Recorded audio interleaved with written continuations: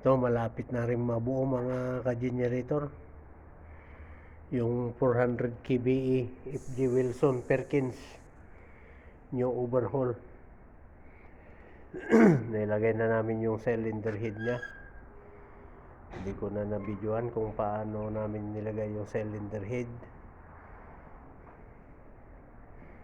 Saka yung camshaft. Ito, bago namin itiniming, tinap namin yung piston number 1.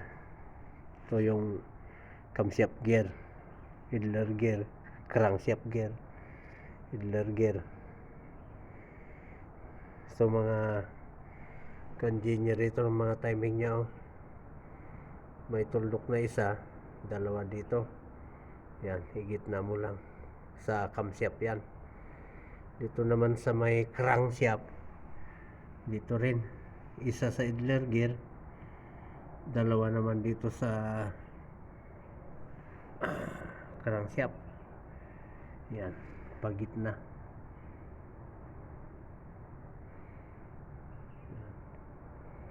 Yan, may letter B siya, letter B. Yan, tapos B din doon. Yan. Yan, sa crankshaft yan, ito naman sa camshaft. Yan.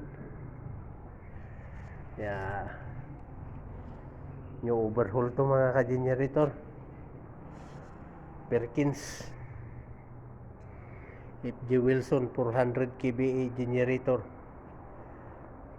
Yung bill housing nya hindi pa naikabit. Dito yan.